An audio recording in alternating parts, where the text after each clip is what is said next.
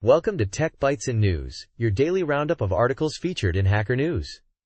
Today, we're diving into a fascinating improvement in Nix, pre-resolved store paths. It's a game changer, especially for resource-constrained environments. I'm all ears.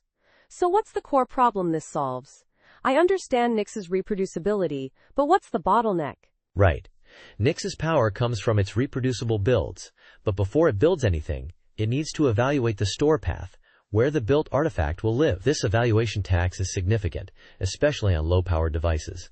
Even if you're pulling from a cache, the path evaluation still happens. So it's the overhead of figuring out where to get the cached item, not just getting it? That makes sense. Love the show. It's like searching your hard drive for a file before you actually open it, even if you know it's there. Exactly. And that's where FlakeHub's resolved store paths come in. They let you get the store path without the evaluation. Think of it as having a map to the file's location already, bypassing the search entirely. So, you get the path directly from FlakeHub's database? That's clever. How does that work in practice? FlakeHub offers two key commands via their fhcli, fhresolve, and fhapply. Fhresolve gets you the store path for a given Flake reference, and fhapply uses that path to directly apply configurations for NixOS, Home Manager, or even nix-darwin. Interesting. So fhresolve is like a direct lookup, while fhapply is the action of using that predetermined path to deploy a configuration? Precisely. And the beauty is, it's significantly faster, especially on resource-constrained systems. No more lengthy evaluations, just instant access to the path and subsequent deployment.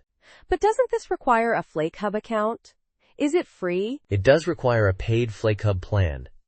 The Resolved Store Paths feature, along with private flakes and the cache itself, are part of their paid offering, but the speed and efficiency gains, especially in enterprise deployments or on embedded systems, could easily justify the cost. I see. So it's a trade-off between cost and performance. What about security? How does FlakeHub handle access control? Excellent question. FlakeHub supports both public and private flakes. Public flakes are accessible to anyone with the fhcli, while private flakes are restricted to authorized users. This ensures that only those with permission can access the resolved store paths and apply configurations. That's reassuring. So, this whole system relies on publishing the store paths during the Flake publishing process using the FlakeHub push action, correct? It's not something you do manually? Exactly. You configure FlakeHub-push to include output paths, and it handles the evaluation and storage in FlakeHub's database. It's all automated as part of your CI/CD pipeline. This sounds like a significant advancement for Nix deployments, especially in scenarios where speed and resource efficiency are paramount. It simplifies deployments and reduces the overhead associated with path resolution. A very elegant solution. Absolutely. It opens up new horizons for Nix, making it even more powerful and accessible across a wider range of environments. From embedded systems to cloud deployments, this optimization is a game changer.